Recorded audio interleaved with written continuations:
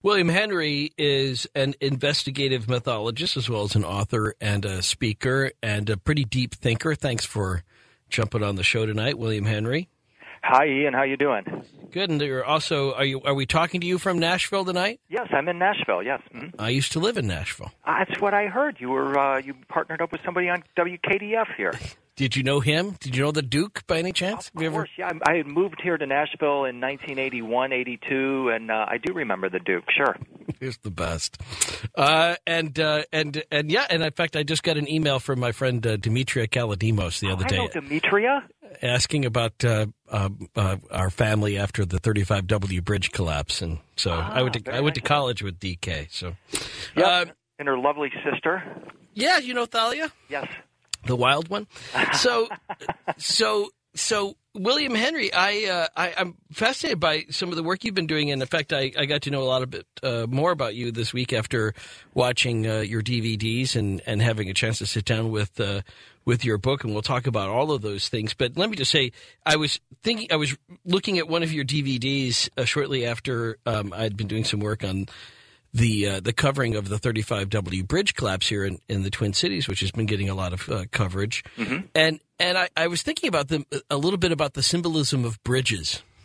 And you don't have to reflect on this at all, and it doesn't really have anything necessarily to do with your work. But I know you often look at symbols and stuff, and I've been really playing with that idea of why it is that this bridge has captured our imaginations so much, not just because of the loss of life, but I think there's something about the idea about crossing over things and how vulnerable we feel when we're in transition from terra firma over here, over something like a river, till we get to the other side. And there's just, so many news stories about people who have been really having to seek help even at the thought of crossing over the bridges that they had normally taken for granted in their life. And I don't know, I saw deep symbolism in that. Oh, absolutely. In fact, everywhere I've been here the past few days in Nashville, and people are talking about the bridge. And so you're right, it's resonating at a very deep level with people. And I think that's a very interesting observation, that it has to do with this idea that we feel like we live our lives on a solid foundation,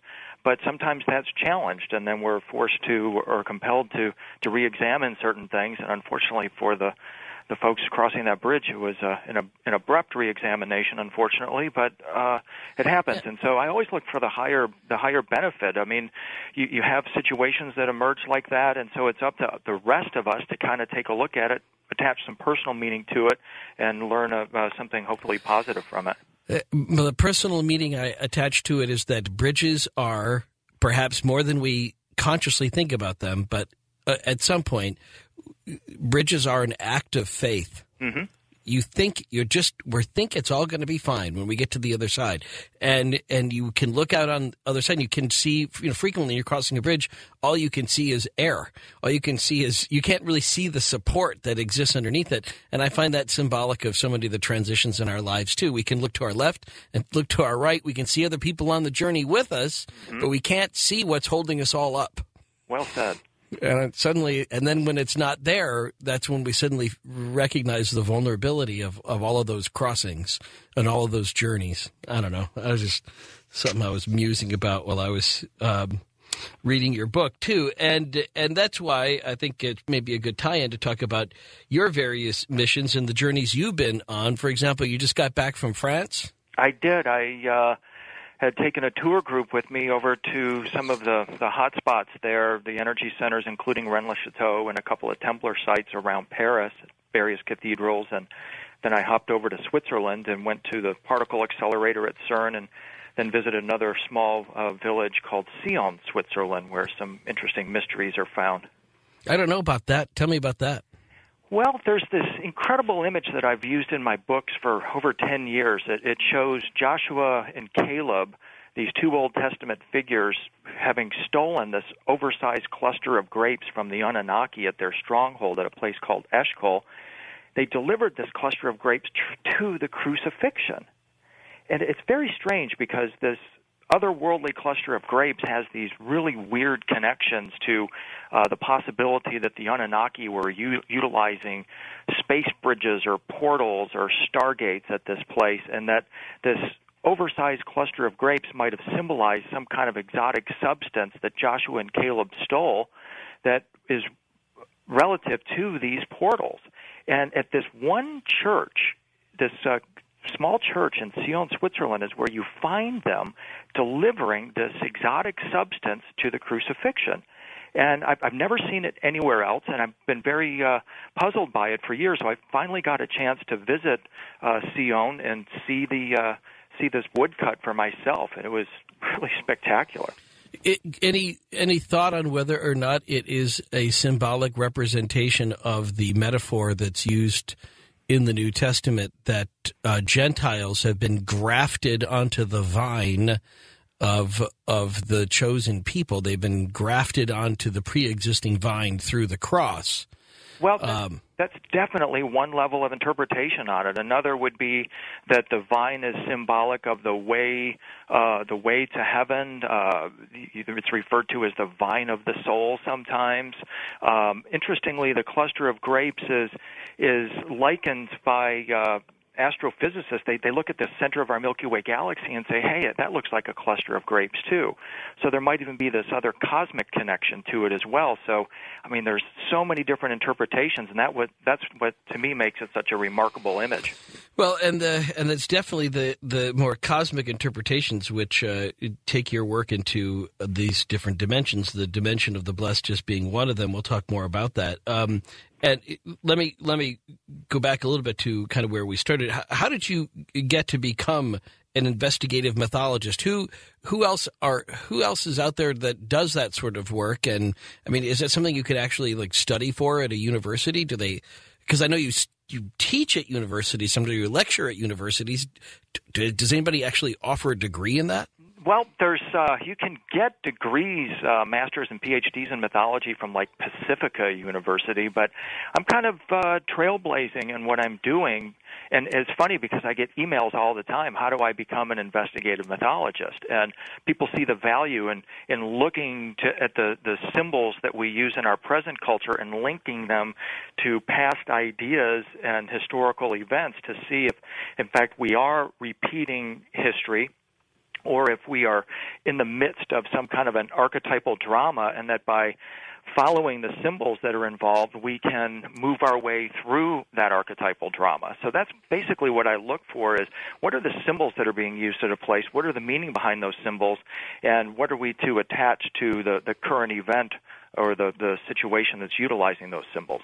Well, then, is that the difference between an investigative mythologist and a mythology investigator? Well, the other thing is that scholars, as you probably know, just abhor the idea of connecting dots. That is, it's virtually written in stone that you can't connect dots. And that's one of the liberties that I have as an investigative mythologist, is it's okay to connect dots, to connect seemingly unconnected concepts or ideas, and to look to integrate rather than to separate. So that's primarily what I'm all about, is looking for dots that are kind of laying about or haven't previously been connected, and find ways that we can connect them. And in so doing, it helps to kind of wire up the global consciousness, the divine mind, if you will, of humankind, and opens up new avenues of possibility. Well, let me push back a little bit on that then, and say investigative mythologist or mythology investigator. If you're just a mythology investigator, then you might investigate where dots have been previously drawn. But as an investigative mythologist, would it be fair to say that you are actively engaged in myth creation or exploration, in connecting dots that may never have been connected before? Yeah, sure. That's absolutely fair to say. I mean, and now is such an incredible time to be doing this kind of research, because unlike previous famous mythologists such as Joseph Campbell, he died just about the time the personal computer was being introduced, and he readily apprehended that, hey, this is a revolutionary technology. This is going to change everything.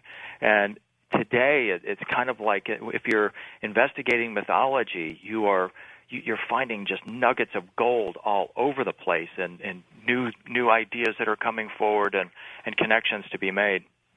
I want to get into more of the specifics of Rennes-le-Château here too, because I know you'd mentioned the other place. But did you have a particular goal in your pursuit of the visit to Rennes-le-Château in France? Yeah, this was the fifth time I had been to Rennes-le-Château, which of course is kind of the ground zero for the parallel Christian mysteries, what are referred to as the secrets, or referred to by Henry Lincoln as the center of the religion of Jesus and Mary Magdalene, as opposed to the descriptive religion about them.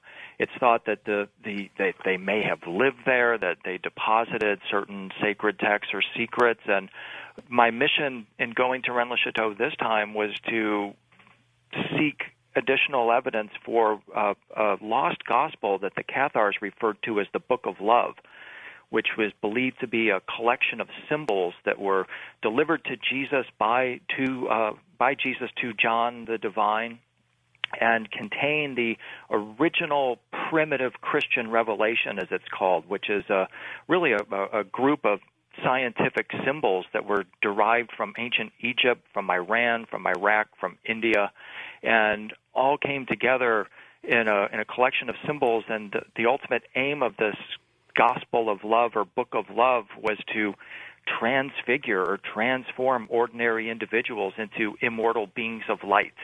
All right. Well, then I'll ask you about your pursuit of that, and also a particular story that's in the news today about the implications of Rennes-le-Château. Perhaps you heard about it. Maybe you didn't. Next on Coast to Coast AM, this is Ian Punnett. William Henry was last on, I think, earlier this spring with George Norrie. That's what George told me the other night when I was on with him, and look forward to getting back to our conversation, both about what he found at Rennes-le-Château in pursuit of a lost biblical text, perhaps, but also the story that, I don't know, everybody heard a chance to hear about because of the bridge collapse. That this massive story of the 35W bridge collapsing during rush hour traffic here in the Twin Cities, it kind of eclipsed a lot of news stories for about 36 hours. This was one of them. Maybe you heard, maybe you didn't. I'd like to hear what William Henry has to say about the latest research into the Last Supper painting next on Coast to Coast AM. This is Ian Punnett. William Henry, investigative mythologist. Did you happen to catch the story? It was I think carried by like the BBC. I saw it on a link. I can't remember what news site it was, but it was about the latest research in a new book that's coming up about the Last Supper. Was that? I saw that image on the Coast site the other morning, and just kind of fleetingly looked at it. It looks like the guy had done some clever manipulation, some mirror work on it, or symmetry work on it. I thought it was kind of interesting. I'm not, sure that it's anything that I'm going to follow up on, but I thought it was intriguing anyway. Well, it was linked on the coasttocoastam.com site for about 24 hours, but it was the kind of thing that maybe if it had come out when the DVD for the Da Vinci Code or the book or the movie or something else had been out, it would have gotten a lot more play. But it was intriguing, this person doing this work, as you mentioned, doing mirror imaging of and looking at, I guess, like X-rays of the canvas or something like that for the Last Supper. And it's so it what appears to be an image of Mary Magdalene that doesn't appear to the naked eye, but is there, of her holding a baby. And I don't know what to make of it, except that you said you were investigating that alternative perception of that at Rennes-le-Château, and I thought that's an interesting tie-in this week. Absolutely. In fact, I revisited a prison in Dôme, France, which is nearby Rennes-le-Château, where Templar nobles or initiates were imprisoned after the arrest of their Grand Master Jacques de Molay in 1307, and this prison is covered with some of the most amazing graffiti you've ever seen. I mean, these guys reviewed themselves as the last Templars. They believed they were it. And so they actually used their rotten teeth that had rotted out of their mouth, to etch their secret teachings on the walls of this prison for perpetuity. One of the key images there is of a pregnant Mary Magdalene at the crucifixion holding a magic wand or rod in her hand. And so that is definitely a key belief of those who uphold this parallel tradition that Jesus and Mary Magdalene were married, that there was a secret teaching that has been suppressed, and that by recovering that secret teaching, presumably we'll be able to recover ultimate secrets about ourselves. Well, and I like that idea that that wand piece that you refer to in one of your DVDs at great length, and you show pictures of, I assume something like that's also on your website, because that is something that, I mean, it does seem very Egyptian. It seems sort of classical, but in the first couple of centuries of Christian iconography, Jesus is seen performing particular miracles holding a wand. Right. And I guess it never really occurred to me. It looked like a staff or a stick, but I didn't really think of it as a wand. But certainly the way it's portrayed, the magic appears to be happening at the end of the stick. Absolutely. And in one particular image that's actually in the Vatican Museum, Jesus is kind of conking Lazarus in the cave right on his crown chakra, right on the third eye, as if to say, hey, wake up.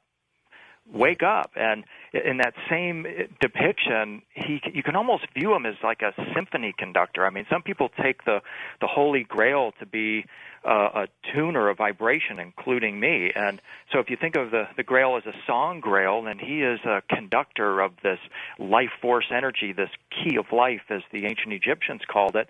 And what he's doing is using this rod or wand as a conductive force, a baton, if you will, to awaken Lazarus, just like the ancient Egyptian god of divine magic Thoth raised Osiris using a similar ankh or key of life. It's really incredible to think that maybe they were drawing upon not just an ancient Egyptian belief system, but also a profound spiritual technology that has been lost. And it's really funny, isn't it, Ian, the way Harry Potter has suddenly come on so strong on our planet in the past 10 years, and his key icon or image is that magic wand. Well, yeah, no, I mean, I don't know that the idea of the magic wand or Harry Potter has ever really left our popular psyche. I think it's part of, I mean, because just as you said, whether it's Harry Potter or whether it's a magician with a top hat and a rabbit, I mean, wands are always sort of there. I mean, it's hardly a kid ever in the history of kiddom grew up without picking up a stick off the ground and pretending it was a magic wand. Right. Long before the popularity of Harry Potter. What intrigued me about the work you did was that you were drawing these direct comparisons to this ancient Egyptian imagery of a wand, and almost sort of like line for line in some of these early Christian portrayals and in these hieroglyphic images, you can see somebody using that same stick in the exact same way that Jesus is shown to be using it, which speaks to, it seems to me, the mystery cults. Right. And that these mystery cults that had sort of appropriated the Jesus story into their pre-existing cult, just simply transferred a lot of the image or the visual imagery of the Egyptian gods and goddesses to this new, Christian paradigm. Well, they didn't know what to do. There was a prohibition against depicting the way, which is what Christ was thought of. You couldn't show, that's idolatry to show a person. And so, admittedly, for several centuries, there was, was he clean-shaven? Did he have short hair? Did he have long hair? Did he have a beard? All of these kinds of things. Did he have a magic wand? I kind of take the opposite view, though, Ian. I think that what happened is you're not dealing with cults, mystery cults. You're dealing with mystery schools. Sure. There's a big difference. Sure. No, I would go along with schools. Okay, cults is just what they're called typically. But, yeah, the mystery schools. Okay. And they're drawing upon this ancient imagery and this ancient knowledge. And what happened is it appears is that when the Jesus story is being written, they selectively edit some of perhaps the original revelation out. And that's kind of what my research is beginning to focus on is, okay, if they were this incredible mystery school who had access to the Library of Alexandria and the working temples of Egypt, of Iran and Iraq and of India, what was it that they were looking for? And what I've been learning is that what they were looking for was the secret of what is referred to in the Bible as metamorphosis. transfiguration. They seem to know that this human body is sort of in a pupal form, and that our ultimate existence is going to be in more of a butterfly-type form, where we're ascended beings of light free to travel the galaxy. And they left books of symbols that will enable us to more deeply absorb that teaching within our being so that we can, in fact, become these transfigured or metamorphosed beings. When I use the term cult, of course, I just mean it in this sort of non-pejorative form as a subset, a subgroup, not the common. And like these Heaven's Gate cult or something, right? Yeah. Well, but Heaven's Gate cult has that negative image. I mean, absolutely. I really just sort of mean in the sense that it is a group that had special, what they thought of as special insight, and that you had to be initiated into it, which is where I find that particularly, I thought the imagery was compelling. But let me also then go back to, again, Rennes-le-Château. What did you find? I know what you went looking for there. You were talking about this gospel of love, but what did you find when you went there? Well, I found actually that Rennes-le-Château is presently embroiled in a real heated kind of exchange between researchers like Henry Lincoln and the mayor, who is presently defacing much of the mystery tradition at Rennes-le-Château. The backstory here is that this priest, Baron J. Saunier, at the turn of the 20th century, discovered some cache of perhaps parchments or documents of inestimable value, of perhaps esoteric significance, perhaps it was information relative to a holy bloodline. Either way, he left clues to this discovery in the Church of Mary Magdalene at Rennes-le-Château, including one particular image I'm fond of, and that is that on January 17th, he set it up so that the sun would shine through a stained glass window, which happened to be of Jesus raising Lazarus from the dead. And on that day, as the sun shone through that glass, it projected on the opposite wall the image of a cluster of what are referred to as blue apples, blue orbs. The mayor has decided that that's not appropriate, so he's actually covered up that window, and that phenomena no longer happens at Rennes-le-Château. And so when I got there, I was just really shocked at the level of really just kind of just the way this mayor is trashing this place, and most of it is in response to the incredible popularity that Rennes-le-Château has experienced due to the Da Vinci Code. Well, what's the mayor's authority over it? Is the land in public domain? The mayors in France have almost virtually a dictatorial power over their towns and villages. He can do just about anything he wants. So it's an elected position, but once in office, he can do just about anything he wants. Yeah, but who owns Rennes-le-Château? Is there not a public trust that's set up away from that, or is it still owned theoretically by the church? I mean, whose property? Who holds the paper on it? Well, there are individuals that own pieces of land on top of Rennes-le-Château. It's a small village, and there's probably 20, 30 landowners there. I would think some of them would have a right to say whether the mayor could put up could block a window like that. Apparently not. And so what's happening now is that Henry Lincoln, who of course wrote the book Holy Blood, Holy Grail, and several other authors are pushing back, trying to preserve the legacy of Rennes-le-Château because they do consider it such a hotbed of this imagery and symbolism.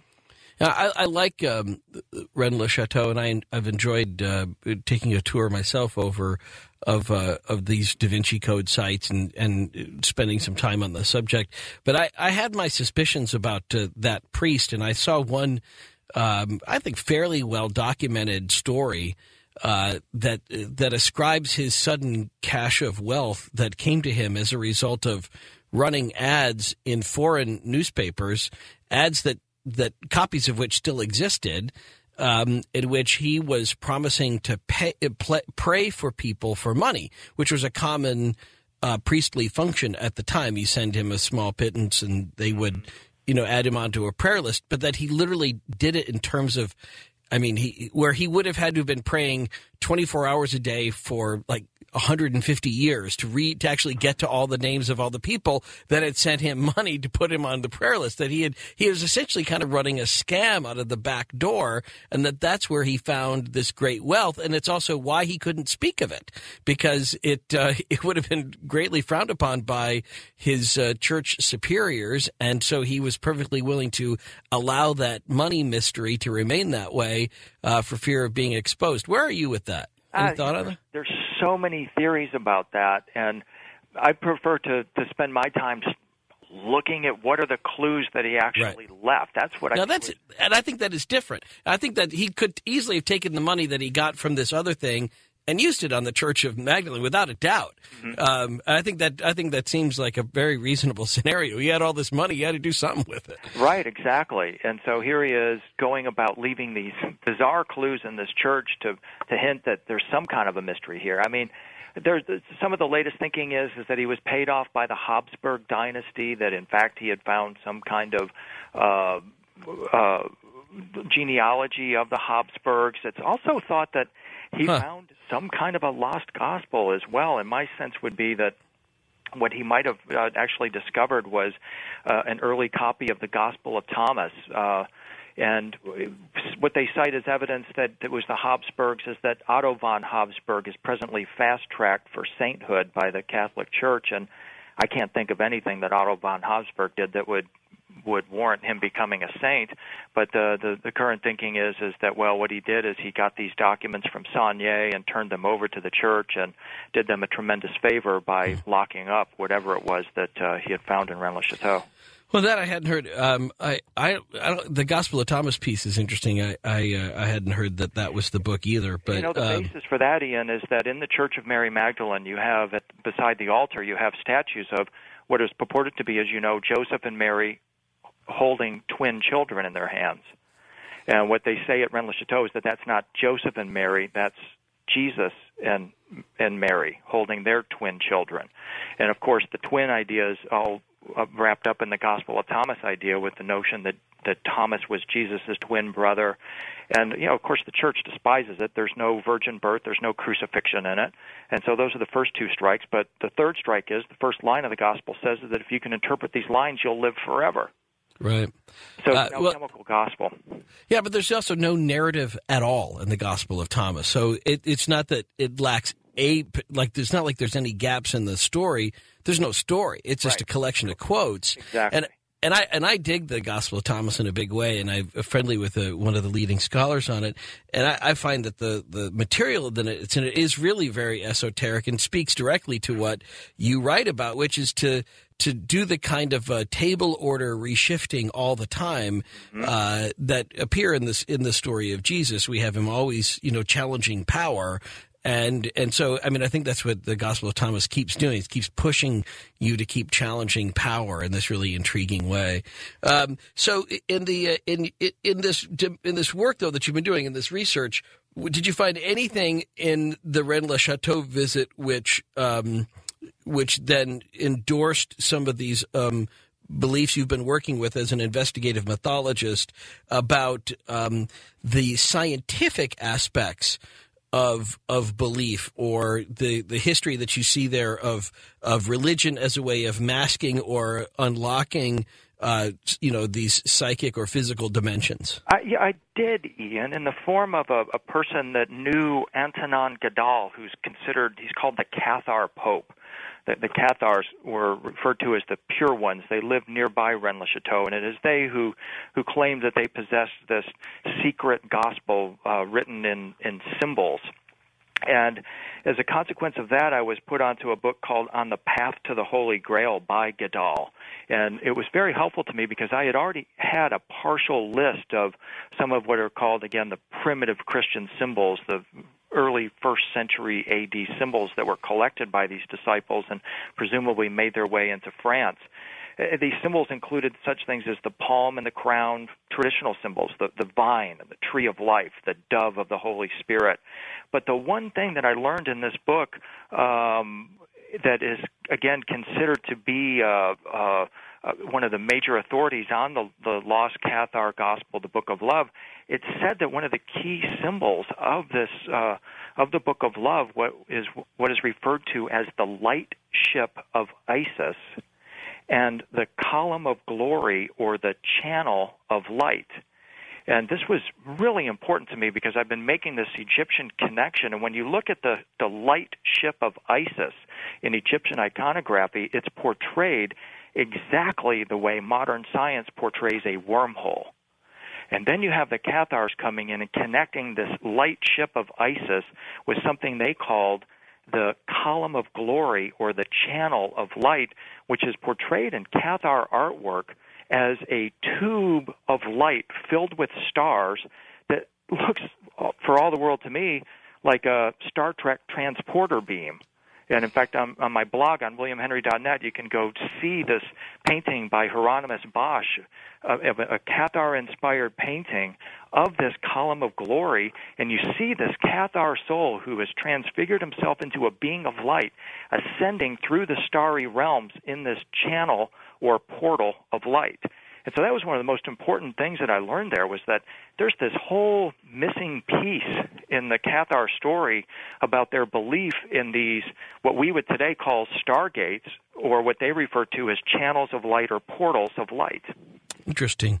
Well, then we'll talk about that a little bit, because I enjoyed your lecture on DVD about wormholes and whether or not the ancient Egyptians or early Christians or anybody else would have had access to these parallel universes, these wormholes, this spiritual alchemy of which you speak. And we'll explore that coming up next hour with William Henry on Coast to Coast AM. This is Ian Punnett. We're talking with William Henry, who's an investigative mythologist. We're talking about Rennes-le-Château, where he just got back from, but we're more than that, kind of moving forward a little bit into his research into the possibility that the ancients may have had access to technology which we haven't even mastered yet, especially in the form of being able to open and close wormholes. Wormholes in space and time. Being able to manage space and time through a series of ancient inventions, which are clearly illustrated. If you, like an investigative mythologist, know where to look, we'll tell you more about that next on Coast to Coast AM. And just a reminder, on the website, coasttocoastam.com, there's a link to my blog.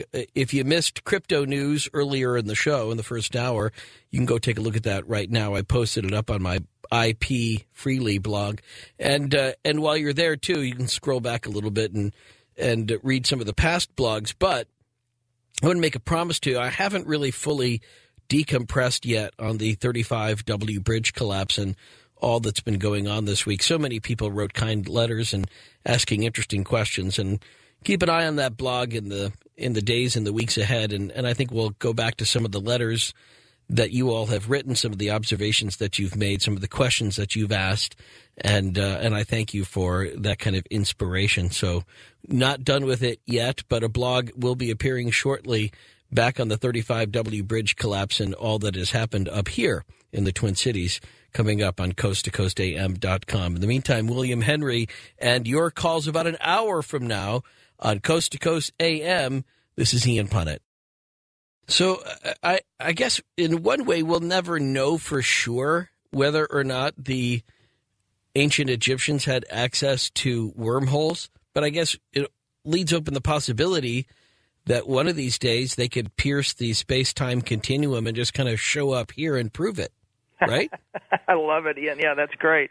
I mean, there is always a promise that these beings will one day return, and so it's really incredible, though. I mean, my basic premise, Ian, is that when you look back at this artwork, particularly, say, at Abydos in Egypt, where you find the incredible artwork in the chapel of Osiris there that portrays what what appears to be some kind of an ancient particle accelerator on one wall, and then on the opposite wall you see the transformation or transfiguration of the king, the pharaoh Seti, into a being of light as he's going through this wormhole. You're looking at this and saying, wow, it looks like we've awakened, if you will, or returned to a level of intellect where we can understand what this imagery is saying. And the benefit of looking back is that today we have such a focus on technology that we're going to use our technology to, in a sense,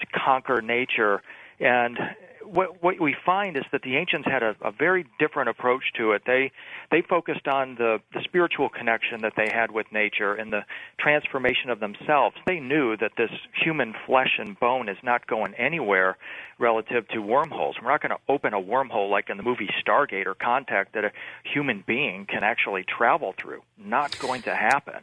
Okay, but why not? I mean, why can't? If you say, I mean, if in a world of possibilities, why do you say that can't happen? Well, I mean, they talk about the incredible energy that's present in the exotic matter that is present with these wormholes, and that would just literally rip the human body apart.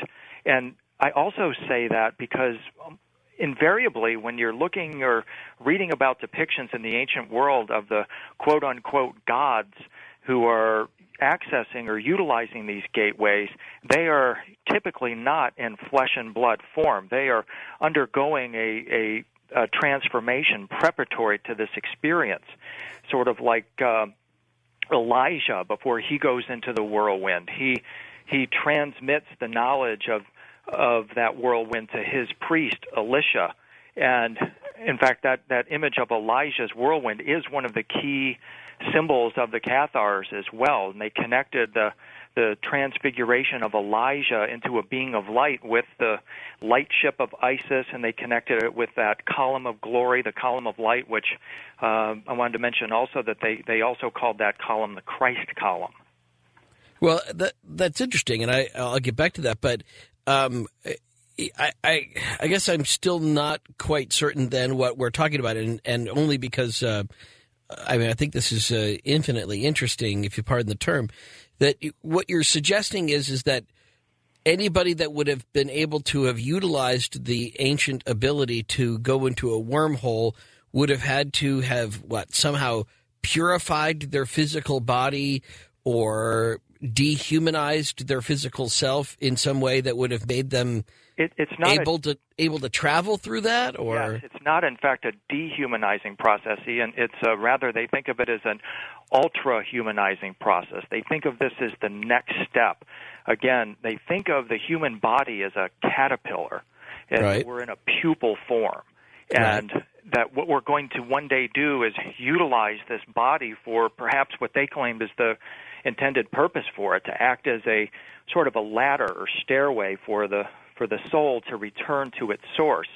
And in this scenario, this body is an intermediate form.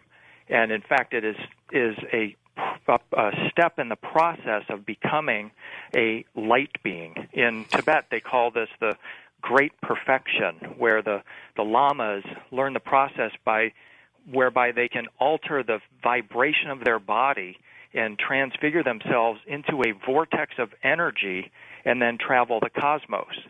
It's very interesting that the Cathars claim that much of their knowledge came from the East, and they upheld their masters as the perfecti, aligning them with the great perfection tradition of Tibet and suggesting that maybe that's what the Cathars were practicing, is this same tradition of altering the vibration of the body and turning it into a being of light.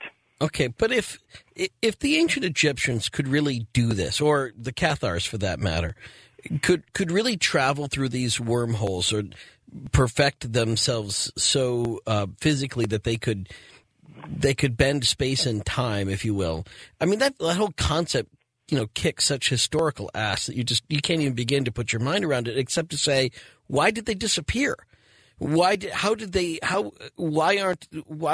they if they came to have this great ability, why do they quote unquote die off? And why don't we have them here still? Ian, they were exterminated by the Catholic Church in the first European genocide. As many as 1 million men, women, and children Cathars were burned in cathedrals en masse by the Catholic Church to prevent this knowledge from being propagated.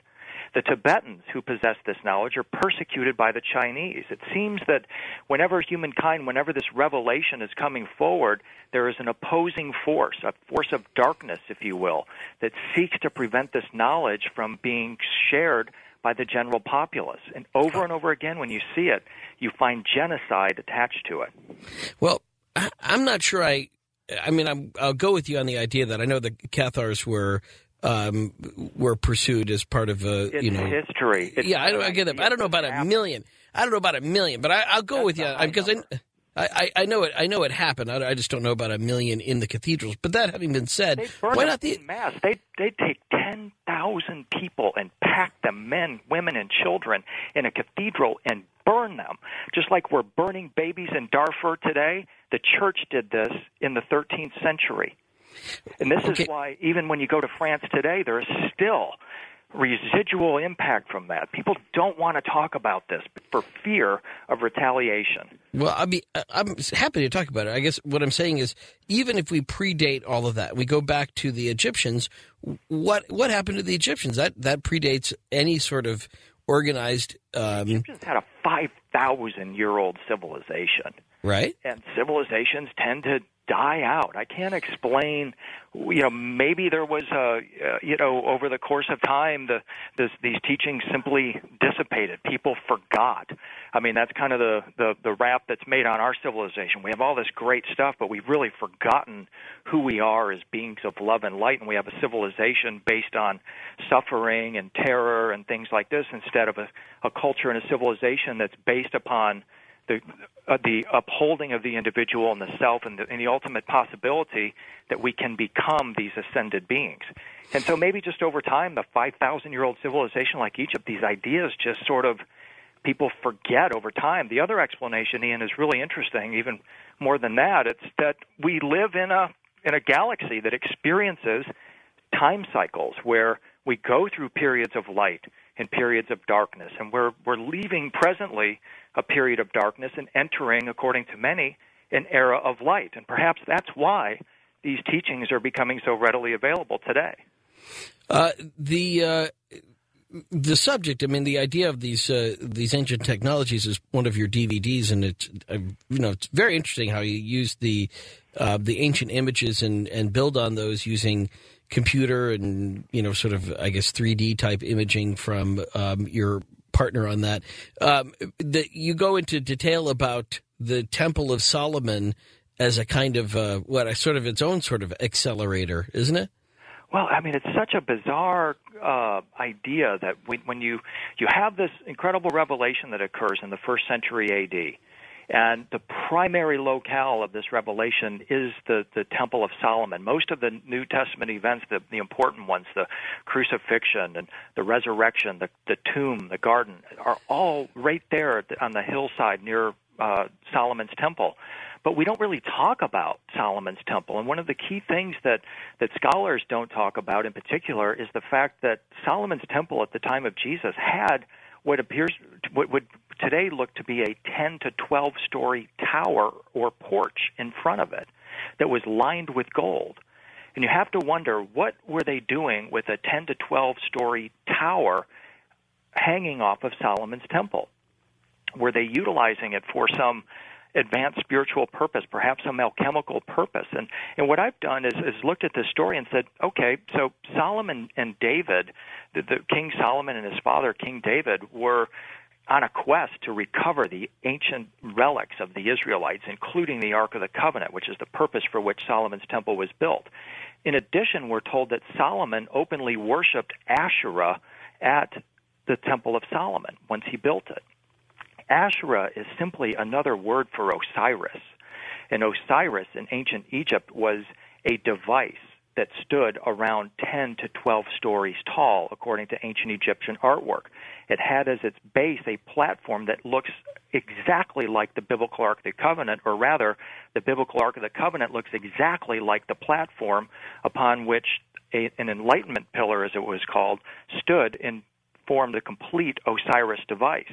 So what I'm wondering is it possible that if Solomon's openly worshiping Asherah, Osiris, at Solomon's temple, did David or Solomon, in fact, go to Egypt and recover this original Osiris or Asherah device, which the Egyptians, by the way, said functioned as a bond between heaven and earth, a stairway to heaven, and did they bring it to Jerusalem, and were they, in fact, operating it, and was this technology then utilized at the time of Jesus and Mary Magdalene? And is this why we have this incredible tower, a sleeve, if you will, that covers this device? What do you suspect it would be used for typically in an ancient Hebrew worship service? To communicate with the deity. It was portrayed as an antenna because that appears to be one of its functions. The Egyptians talk about the divine water, the divine spirit that flowed through this pillar. And what we have to, and it also had a head attached to it, indicating that this head was capable of speaking. It was literally like an oracle. People would come to this place and receive teachings from this pillar. So there's many possibilities for what the Egyptians were doing with it. They left, in fact, a catalog of the uses for this device. It was a communications device. It held the soul of their savior, whom they called Osiris. It was a bond between heaven and earth, a ladder to heaven. These are all the terms that they utilized for this device, and we have to ask if this was the technology that later became known as the Ark of the Covenant, which was referred to by the Israelites as a communications device, possibly as a power supply, and also as a weapons system. As a weapons system, then it would seemingly have met its match in the spears and the slingshots of the invading Roman army. Not necessarily. I mean, when the Romans came in and destroyed Jerusalem in AD 70, they carted all this stuff up and took it back to Rome, stayed there only for a short time, and whereupon the Visigoths came and got it and took it to Rennes-le-Château, according to... Well, I guess what I'm saying is if they had weapons technology like that was that cosmic, you would think they would have been able to have focused it and used it to defend itself, to defend the temple from the invading Romans. Well, at this time, you probably had priests that did not know how to use it. I mean, there was a purification process and intense initiation that went along with the utilization of these devices. And so it's possible that that's an explanation for why they couldn't use it. It's also interesting to think that, well, if you have this technology, you don't have to use it. If you're an invading Roman army, for example, you grab it and you withhold it from others, and that's just as good as actually using it in some cases. Okay. But I guess and maybe I'm, focused on the end of Raiders of the Lost Ark, but the idea that somehow if one lines up the right implements and elements of this ark, for example, one could bring about a kind of devastating divine power here on Earth, and it sounds like that's what you're hinting at as the potential capability of the tower in the Temple of Solomon. In which case, you would think they would have been able to have used it against the Nazis of their era, the invading Roman army intent on tearing down the temple. Well, and here's where you have the dual aspect of it too, Ian. When the Egyptians are portrayed using the Osiris device, they are portrayed serving food to it. They're serving fruit to it, indicating that they used it for peaceful purposes. And so it may well be that the priests, too, that were utilizing this at the time of Jesus and Mary Magdalene were also seeking to utilize it for peaceful purposes as opposed to an instrument of mass destruction, which it's also capable of. And so I guess it depends on the intent of the people that were there. It's a good point, and I'll continue researching that and pondering it. Yeah, I just look at it because I think it's really one of the seminal events, both obviously in the history of Judaism, but also then shortly thereafter in Christianity as well. There's so many things that pivot right around that time with the invasion of the Romans, and it would just one wonders in light of where history ended up that they couldn't have used that technology effectively to keep away who were perceived to be at least by the Essenes as being, the children of the dark, right? The children of the dark ones, the Roman army. You bring up the Essenes too, Ian. They did not like the Temple of Solomon. They built other temples in Egypt, and it's kind of interesting to think, well, okay, what was it that they didn't like about it? Maybe, in fact, it wasn't operating at its full potential as they had hoped, and they took off into the desert to create a duplicate of their own and weren't successful at it. Well, perhaps, but also the Essenes were sort of they were kind of the fringe element. I mean, they had their own gate at the temple. We know that, so they were accepted and they went in through their own gate. But they had they were kind of edgy. As the ancient Hebrews go, they had some non-traditional beliefs by the perception of the Orthodox, and so maybe that's why they didn't feel as welcome at the temple, but yet they were still given their own gate. They could still go. Right. And again, this conversation is so relevant because so many people are beginning to think that we're in a quote-unquote end time when we're going to see the rebuilding of Solomon's Temple 3. And so this is why I think we have to really get this right, because if this is going to happen, then we have to bring all the pieces together. Okay. And I'm sorry? No, we're just wrapping up into this hour, so we can leave that right there, and that kind of brings us into the rod and the ring discussion, too, which I'd like to get into with William Henry in the next half hour before we start getting to your phone calls. I will say this, though, that if they're going to do a Solomon's Temple 3, they have a long way to go to be as good as the Bourne Ultimatum, the third in the Bourne movie, series. That was good, but then we'll pick that up in just a second with William Henry. The rod and the ring. Where does that come into this? Going back both to this concept of divine symbols as particle accelerators and the divine physics of ancient cultures. Next on Coast to Coast AM. This is Ian Punnett.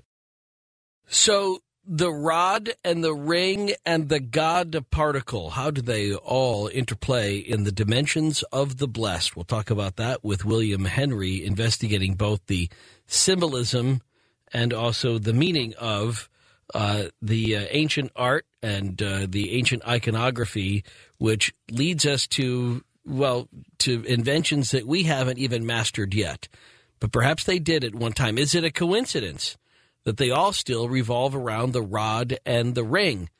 Investigative mythologist William Henry doesn't think so. Next on Coast to Coast AM, this is Ian Punnett.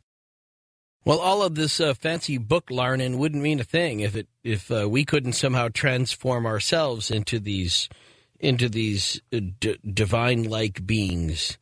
And we'll get to that still coming up with William Henry on Coast to Coast AM, who joins us back in this discussion about the rod and the ring. And I didn't want to cut you off where you were because you were just going to an interesting place, but I hate it just when it gets really super interesting, then I got to stop. So I felt better to grab you before you got to the precipice.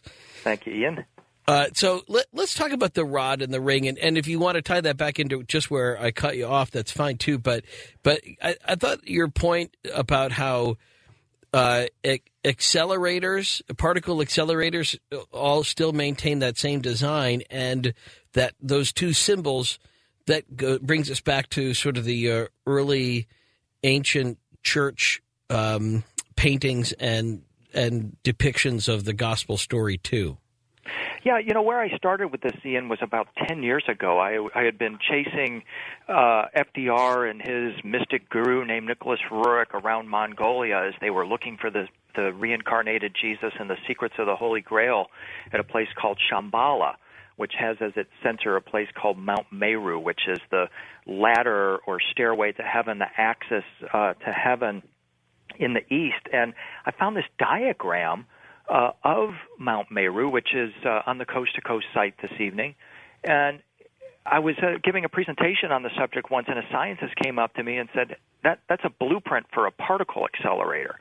And I had no idea what a particle accelerator was at that time, nor had I visited one, but I followed up on his suggestion, and lo and behold, that's exactly what this diagram from the 2nd century in China could actually be, is a rod-like particle accelerator, an instrument that high-energy physicists use today to smash particles together so that they can learn the ultimate secrets of matter. And in fact, I was recently in touch with a PhD in physics who is the sort of the big brain, if you will, at one of the major weapons contractors in the United States. And I got his comments on the diagram, and he in detail told me exactly why this diagram from the 2nd century can be interpreted as a particle accelerator. So starting from that place, I just asked the question, is it possible that the ancients did possess this kind of sophisticated consciousness that could breed this kind of technology? And the answer seems to be yes, they did. Well, what did they use it for? I mean, it sounds like the ancients like inventing a electric washing machine without something to plug it into. Well, they inevitably did have power sources, people believe. The Great Pyramid, for example, is considered to be a giant power plant. What they used it for is as a ladder or stairway to heaven. But here's the interesting thing about it. When you look at, for example, the diagram of Meru, the ladder to heaven from 2nd century Mongolia, or China rather, you look at it, it clearly resembles a human spinal cord and a vertebrae system. And what you recognize is that it appears they were making a connection between this technology out here and what is contained within our body. And so if we begin to think of our body as this actual technology, we see how the ancients actually used it. Many of these ancient cultures had a belief in something that we have kind of lost touch with, and that's the idea that within us we have something they referred to as the divine spark or the divine particle. The philosophers called it the philosopher's stone. And this is an aspect of ourselves that lays dormant until we begin the process of schooling or educating ourselves, initiating ourselves, if you will, in the esoteric secrets of our body. And what they claim is that our body is to be utilized for by this divine spark is a ladder or stairway to heaven. And what we're charged with doing is learning how to activate these latent capabilities within our body and use the body as a conductor between heaven and earth. Okay, well, take me through that a little bit more, though. What is it that would happen? Typically, how would you enter into one, or what would be was this for the implementation or the implanting of a divine spark, or was this an extraction device? I mean, yeah, that's a very good term, Ian. I think of it as an extraction device, that what you're going to utilize the body for is the mechanism that can open a gateway into the heavenly realms. And this is why in so many instances, for example, I cite the transfiguration scenes and ascension scenes of Jesus, where he's being held aloft by angels, and behind him is a tunnel of concentric rings. When you look at those images, you see Jesus in his transfigured form as a being of light, which is the first step towards opening these gateways, and then you see the gateway behind him. And what is inferred in these images is that he has apprehended or utilized the body as a technology for lifting the divine spark into the heavenly realms.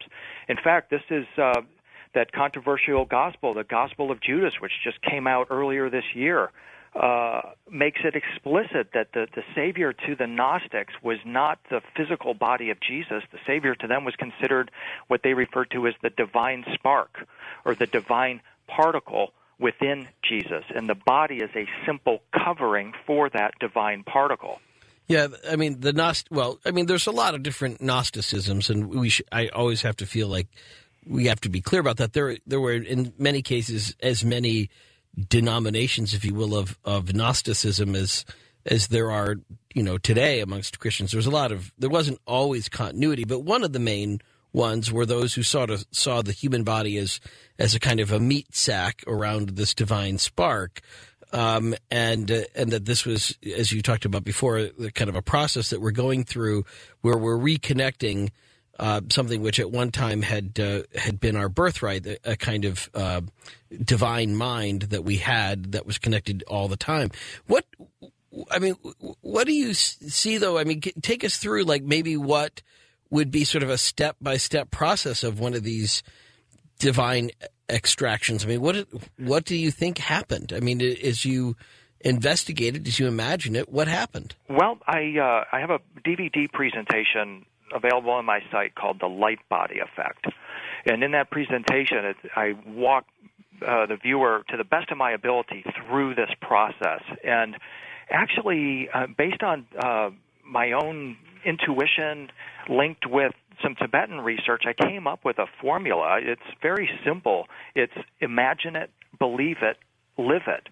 The Tibetans teach that in order to begin this process, you first have to be able to imagine it.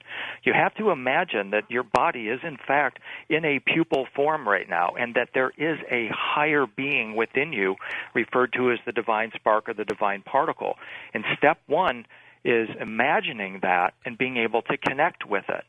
You also want to be able to imagine using visual cues. And remember, all of these teachings are taught purely in visual terms. There are no books that teach you how to do this. It was always transmitted orally and in pictures.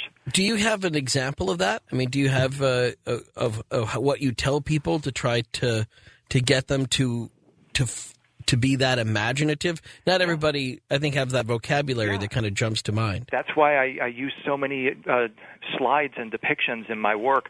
You know, one of the key sources for this is a gentleman named Ian Baker. He wrote a book called The Dalai Lama's Secret Temple. Turns out behind the Potala Palace in Lhasa is the Dalai Lama's secret temple, and inside this temple is a mural, a 360-degree mural that depicts this process in full color of the transmutation or transfiguration, beginning with the initiate in his human form, transfiguring into what they call the rainbow body, the vortex of energy. And so by being able to follow these visual cues, the idea is that your imagination is triggered.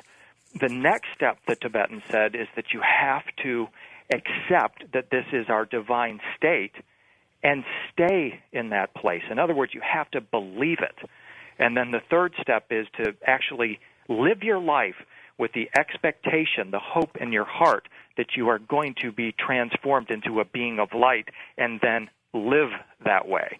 So imagine it, believe it, live it is the three-step process to simplify it. Well, and let me ask you more specifically. If you were to give somebody, say, do you ever do meditations in which you explicitly try to give the language that somebody should use to create that imagination? I'm starting to more and more, Ian. For years, I've viewed myself as the person pointing people to the door, so to speak. Right. I'm not a guru. I haven't affected this transmutation myself. The Dalai Lama would certainly be more prepared to teach you about it than I am. What I am doing is weaving these traditions together and painting a picture, an open eye meditation, if you will, of this is the highest form that we see in tradition after tradition, whether you're looking in Egypt, Tibet, Christian symbolism, it doesn't matter. They all show their highest beings in exactly the same form. And that form is in their rainbow body, in their energy body, their light body. And the message that goes with it is, this is where you're going. This is where you're headed. This is what you want to focus your life on. In fact, in the Pistis Sophia, which is one of the most famous Gnostic documents, Jesus tells Mary Magdalene and the other disciples that the explicit purpose of our life is to find the purifying mysteries that will transform us into a being of pure light, so that we can go on height and inherit the light of the kingdom, which I interpret as the garden of hundreds of billions of galaxies that inhabit the known universe, but might well be the other 95% of the universe that's still dark to us. Right. Very interesting. Well, I would think, once you've come across this, I mean, it would be like, finding a treasure map or something. It would be hard if I were you and to have the insights that you're having, where you wouldn't want to go explore where that actual treasure is. Just to point other people to the treasure doesn't seem like enough. I mean, I would think you would want to have tried to have done this yourself. I am doing it myself, but also I recognize that there's a karmic aspect to this as well. And so I have viewed myself, the service that I provide for people, I'm not a preacher, I'm a teacher. I'm a person who researches this material and presents it to others and sources that material for others.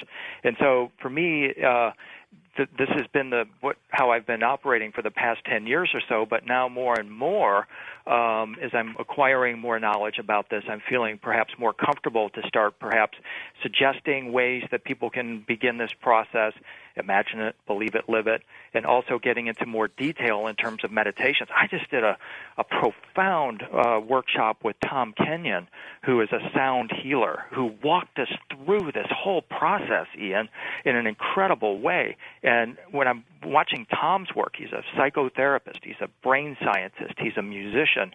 He brought all this material together and took us through a big chunk of this process in terms of raising our personal energy. It was profound. And I felt as if for the first time in my life, I mean, I've lectured with the best of the best these past 10 years, and Tom Kenyon is way beyond anybody else I've ever experienced because of what he was able to make us feel inside of our bodies. That is a true master. That's a true art, and I recognize that that's not me. My service is elsewhere. That's very good. Well, and so we were talking about the rod. I don't think we got around much talking about the ring as much, or for that matter, how they tie into the early art, because the rod and the ring are ubiquitous up to a certain point in Christian iconography. Here's the tie-in. In especially ancient Sumerian, Iranian, Babylonian art, you'll see gods, divine beings, who are portrayed holding a ring in their hand. They call that ring the ring of cosmic sovereignty.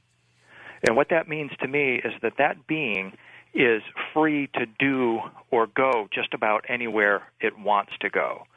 And the key thing here for me is I think there's a bit of a pun. When they're portrayed holding a ring, it's sort of like a wedding ring is symbolic of something else.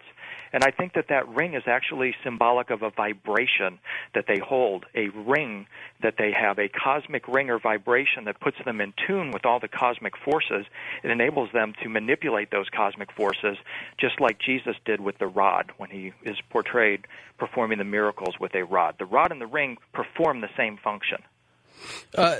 And yet that whole, it brings us back to that picture, the many pictures of Jesus with holding that rod and doing something which is life-changing, almost sort of a nuclear in the way in which it comes. It's sort of an atomic level.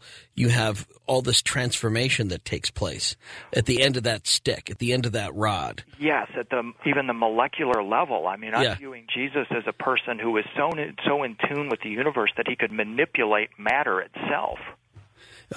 And is there any other work other than the Gnostics that back this up? I mean, do you still... Are there other groups on the planet today that practice this? Are there any? I mean, you mentioned the Tibetans, but I mean, who else is doing it? Seemingly so easy to access it. Somebody's got to be doing it. Well, yeah, we're kind of going about it in a different way. I mean, I think that the people that are practicing this today are at places like Fermilab in Batavia, Illinois, the particle accelerator near Chicago. Right. I think they're the high energy physicists, the high priests of high energy physics at CERN. I think that we're going about it in this way because we think that we need to have technology as our aid.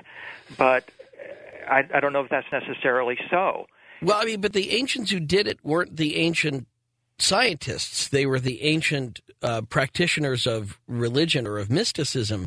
So I guess I'm saying, aren't there any religious cults other than scientists, which, you know, you could argue have their own sort of cultic beliefs, but I mean, where they're actually doing anything like this that they don't need the billions of dollars that it takes to build a new accelerator. The Tibetans still practice the great perfection. I mean, it's been in modern times, up until the 1940s and 1950s, we're told that witnesses have seen Tibetan lamas transform themselves into vortexes of energy.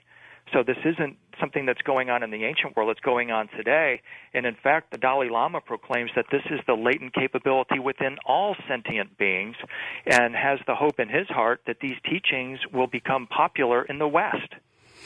I'd like to see that on a videotape. I'd like to see that. I really would. I mean, I mean, if you can't travel there, you'd think they'd be selling those, because that'd be something I would pay cash money to watch. The Last Mimsy is an incredible movie that's out right now. I had a line in my book, Blue Apples, about Rennes-le-Chateau. I wrote it back in 2000 about these extraterrestrial blue stones that can be used to open holes in space and transfigure humans into beings of light. And it was 3 sentences in that book. And when I went to see the movie The Last Mimsy, I saw my sentences brought to life by the magic of Hollywood and was absolutely blown away, because these kids in this movie get a hold of some blue stones that came from a future civilization, times travelers, and they used it to open holes in space and to dematerialize their bodies into light. And that was what was in your book. Did they actually use any words from your book? They didn't use any words. I mean, this happens to me a lot. I have Hollywood writers tell me that they use my stuff, and it's cool by me. I've consulted with actors before, and it's just something that I really enjoy doing. And I can't claim that The Last Mimsy has utilized those sentences from my book, but I did write about those exact same set of symbols. Interesting. We'll come back coming up for our last hour with William Henry. We're going to open up all the phones. We'll give you all the numbers. And I'm not sure where this is going to go. William, do you see a particular way that you hope this last hour will go, a direction perhaps of questions or of your research? Yeah, I mean, I would love to talk just a little bit more about what's going on at CERN and the search for the God particle, and why it's important for us to have a spiritual basis for this transformation that we're all undergoing right now. That's good that you said that, because we did mention that earlier in the hour that we would get back to the God particle, and we didn't. So we'll lead off the next hour doing that, and we'll give you all your numbers for you to join the conversation, too, with William Henry on Coast to Coast AM. This is Ian Punnett. We're talking with William Henry, author of, let's see if I get my whole sheet here. Is it just the one book, William? Actually, I have written 13 books. Okay, well, see, all they have is one on my page. The most recent one, the Star Walkers and the Dimension of the Blessed, is my new book, latest book anyway.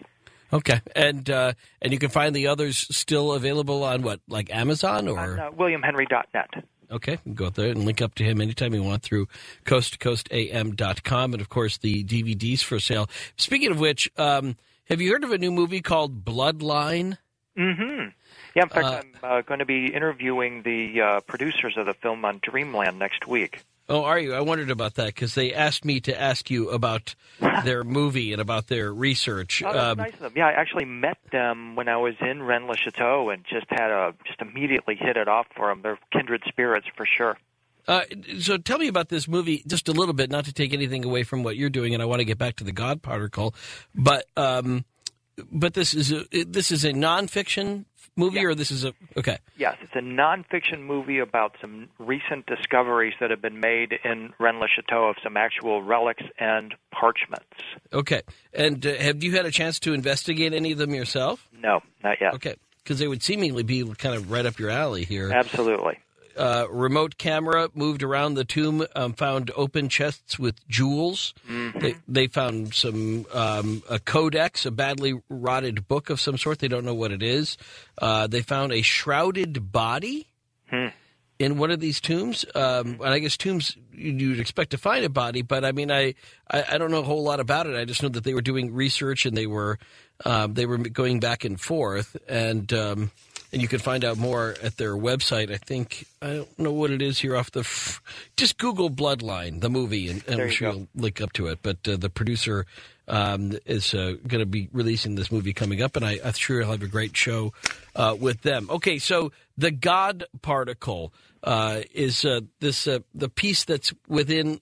Well, let me ask: is it within all of us? Well, it certainly flows through us, absolutely, and it's kind of interesting that physicists have given this name, the God particle, to this elusive subatomic particle that they think will explain or will tell us why all matter has mass, and it perfectly matches this conception of what the Gnostics had about a divine spark of a true core, the philosopher's stone.